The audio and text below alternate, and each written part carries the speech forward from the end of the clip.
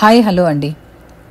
ఈరోజు ఓపీకి ఒక 4th time ప్రెగ్నెంట్గా ఉన్నటువంటి లేడీ వచ్చింది.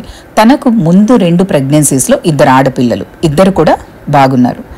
వీళ్ళది చాలా దగ్గర సంబంధం, అంటే మేనరికంలో చేసుకుంది. సొంత మేనత్త కొడుకునే తను చేసుకుంది.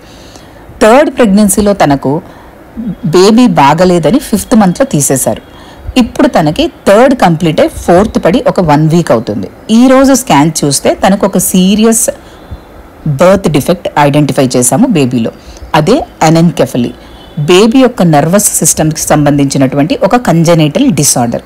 దీనినే న్యూరల్ ట్యూబ్ డిఫెక్ట్ అని కూడా అంటూ ఉంటాం. అంటే బేబీ యొక్క సర్టన్ పార్ట్స్ ఆఫ్ బ్రెయిన్, అంటే యూజువల్గా 4 బ్రెయిన్, అంటే ఫ్రంట్ ఆఫ్ ద బ్రెయిన్ కానీ లేదా top of the brain cerebrum కానీ సరిగా పెరగదు. మిగతా పార్ట్స్ అన్నీ కూడా నార్మల్ గ్రోతే ఉంటుంది. ఇది 1 in 1000 ప్రెగ్నెన్సీస్లో మనము చూస్తాము. యూజువల్గా న్యూరల్ ట్యూబ్ అనేది ఒక ఫ్లాట్ టిష్యూ. ఇది 3 పార్ట్స్గా ఉంటుంది. అప్పర్ పార్ట్ వచ్చేసి బ్రెయిన్ అండ్ స్కల్గా మారుతుంది. మిడిల్ పార్ట్ వచ్చి స్పైనల్ కార్డ్గా డెవలప్ అవుతుంది. అండ్ లోవర్ పార్ట్ వచ్చి బ్యాక్ బోన్స్గా డెవలప్ అవుతాయి. యూజువల్గా ఇది 3 to 4th వీక్ ఆఫ్ ప్రెగ్నెన్సీలో జరిగిపోతుంది. ఎప్పుడైతే ఇక్కడ upper part of the neural tissue fails to close అయినప్పుడు ఈ అనెన్కెఫలీని మనం డిటెక్ట్ చేస్తాం. అదే లోవర్ పార్ట్ ఉన్నప్పుడు ఇలా స్పైనల్ డిఫెక్ట్స్ని కూడా మనము స్కాన్స్లో ఐడెంటిఫై చేస్తూ ఉంటాం.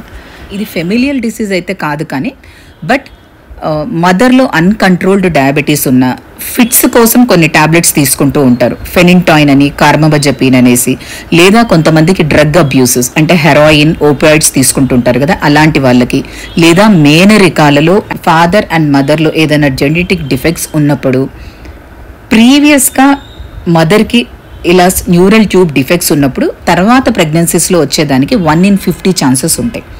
ఒక్కొక్కసారి 2 ప్రెగ్నెన్సీస్లో కూడా ఇలాంటి న్యూరల్ ట్యూబ్ డిఫెక్ట్స్ ఉన్న బేబీస్ పుట్టినప్పుడు 3rd ప్రెగ్నెన్సీలో 1 in 10 ఛాన్సెస్ ఇది వచ్చేదానికి ఆస్కారం ఉంటుంది. ఈ అనెన్కెఫలిక్ బేబీస్కి అసలు విజన్ అనేది ఉండదు, వినపడడం అనేది ఉండదు, పెయిన్ ఫీల్ అవ్వలేరు, వీళ్ళు అవేర్నెస్ అనేది ఉండదు. చాలా వరకు ఈ కేసెస్ ఎర్లీగా డిటెక్ట్ చేయొచ్చు అల్ట్రాసోనోగ్రఫీతో. స్కాన్ తీసినప్పుడు as early as 8 to 12 weeks of pregnancy, అంటే 3rd కంప్లీట్ అయిపోయే లోపలే మనం దీన్ని డిటెక్ట్ చేయొచ్చు.